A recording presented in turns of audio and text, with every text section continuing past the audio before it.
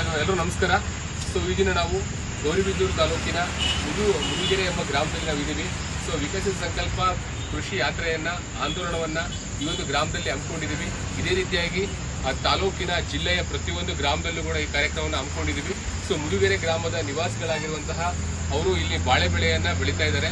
ಇವರು ಬಾಳೆ ಬೆಳೆಯೋಕ್ಕಿಂತ ಮುಂಚೆ ಕೃಷಿ ವಿಜ್ಞಾನ ಕೇಂದ್ರ ಸಂಪರ್ಕದಲ್ಲಿ ನಿರಂತರವಾಗಿರ್ತಾರೆ. ಇವರು ಯಾವ ರೀತಿಯಾಗಿ ಈ ಒಂದು ಕೃಷಿನ ತಮ್ಮ ಬಾಳೆ ಕೃಷಿನ ಅವಲಂಬನೆ ಮಾಡ್ಕೊಂಡಿದ್ದಾರೆ ಅಂತೇಳಿ ಅವರ ಮಾತುಗಳಲ್ಲ ಕೇಳ್ತಾ ಹೋಗೋಣ. ಸರ್ ನಮಸ್ಕಾರ. ಸರ್ ತಮ್ಮ ಅಭಿಪ್ರಾಯವನ್ನು ಹೇಳಿ ಸರ್, ಯಾವ ರೀತಿಯಾಗಿ ನೀವು ಮುಂದುವರಿಸ್ಕೊಂಡು ಬಂದಿದ್ದೀವಿ ಕೃಷಿನ? ಕೃಷಿ ಇಲಾಖೆ ಮತ್ತು ಕೃಷಿ ವಿಜ್ಞಾನ ಕೇಂದ್ರ ಯಾವ ರೀತಿಯಾಗಿ ಸಹಾಯ ಮಾಡ್ತಾ ಇದೆ, ತಂತ್ರಜ್ಞಾನಗಳು ಯಾವ ರೀತಿ ನಿಮಗೆ ಕೊಡ್ತಾ ಇದೆ, ಇವಾಗ ಸ್ವಲ್ಪ ಮಾಹಿತಿ ಹಂಚ್ಕೊಳ್ಳಿ ಸರ್.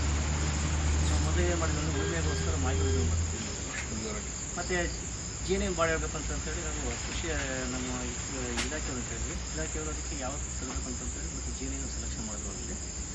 ಮತ್ತು ಏನು ಮಾಡಿದ್ರು ಅಂತಂದರೆ ಟ್ರೀಟ್ಮೆಂಟ್ಗೆ ಬೀಜೋಪಚಾರಕ್ಕೆ ಸಸಿಗಳನ್ನ ಬೀಜೋಪಚಾರದಲ್ಲೇ ಮಾಡಿದ್ವಿ. ಅಂದರೆ ಟ್ರೈಕೋಡರ್ಮಾ ಬೀಜೋಪಚಾರ ಮಾಡಿ ಸೂಡೋಮೋನಾಸ್ ಆಗುತ್ತೆ.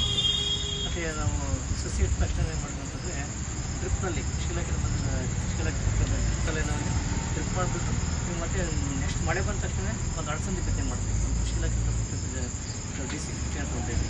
ಅದು ಕೂಡ ಸಿಗ್ತದೆ. ಕಾಯಿ ಸಿಕ್ತು ಮಾರಾಟ ಮಾಡಿದ್ವಿ. ಮತ್ತು ಬಿತ್ತನೆಗೋಸ್ಕರ ಕಾಳು ಮಾಡ್ತೀವಿ. ಅದಾಗಿತ್ತು. ಮತ್ತು ಇನ್ನೊಂದ್ಸಲ ಮಳೆ ಬಂದು ಸಪೋರ್ಟ್ ಮಾಡ್ತಾರೆ. ಅವು ಆಗ್ತಾಯಿದೆ. ಮತ್ತು ಒಳ್ಳೆ ಕಾಳು ಸಿಗ್ತದೆ. ಯಾಕೆಂದರೆ ನಮಗೆ ನಮ್ಮ ವಾತಾವರಣದಲ್ಲಿ ಏನಿರುತ್ತೆ ನಮ್ಮ ಸಾರ್ವಜನಿಕ ಎಲ್ಲ ಮತ್ತು ಬೆಳೆಯೋ ರೀತಿ ಮಾಡ್ತೀವಿ. ಮತ್ತು ನಮ್ಗೆ ಹೆಚ್ಚು ಕಡಿಮೆ ಏನು ನಮಗೆ ಸಾರ್ವಜನಿಕ ಏನು ಬರುತ್ತೆ ಅಂತ ಇಲ್ಲೇ ನಮಗೆ ಸಪ್ಲೈ ಆಗಿದೆ ಕಂಪ್ಲೀಟ್ ಆಗಿ.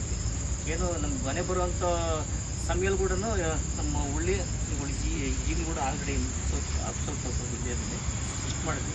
ಮತ್ತು ಮಾಮೂಲಾಗಿ ರಸಗೊಬ್ಬರನ ನಿಯಮಿತವಾಗಿ ಶಿಫಾರಸು ಮಾಡೋಂಥ ರೀತಿಯಲ್ಲಿ ನೀರು ಮಾತ್ರ ಯಾವುದೇ ಕಾರಣಕ್ಕೂ ಎಷ್ಟು ಕಟ್ಟುವಾಗಿ ಏನು ಒಂದು 15 ಒಂದು ಅಕಸ್ಮಾತ್ ಮಳೆ ಆಗೈತೆ ಅಂದರೆ ಈಗ ಮಲ್ಚಿಂಗ್ ಐತೆ ಅಂತಂದ್ರೆ ನೀರೇ ಬೇಕಿರಲ್ಲ. ಮಕ್ಕಳಿಗೆ ಎಲ್ಲ ಇದಕ್ಕೆಲ್ಲ ಅಮ್ಮಮ್ಮ ಅಂತಂದ್ರೆ ಒಂದು 5 ಸರಿ ಫಿಟ್ ಮಾಡಿದ್ವಿ.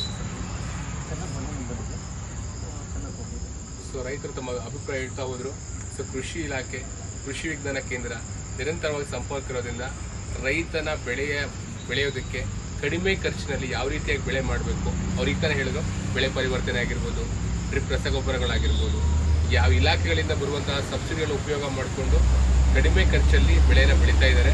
ಸೊ ಅವರ ಕೊನೆಯ ಮಾತೇನೋ ಆಗಿತ್ತು ಅಂತಂದರೆ, ಜನರು ಸಾವಯವ ಕೃಷಿ ಕಡೆಗೆ ಒತ್ತನ್ನ ಕೊಡಿ, ತಮ್ಮ ಬೆಳೆನೂ ಚೆನ್ನಾಗಿರುತ್ತೆ, ತಮ್ಮ ಆರೋಗ್ಯವೂ ಚೆನ್ನಾಗಿರುತ್ತೆ ಅಂತೇಳಿ ಒಂದೆರಡು ಮಾತಾಡಿರ್ತಾರೆ. ಧನ್ಯವಾದ.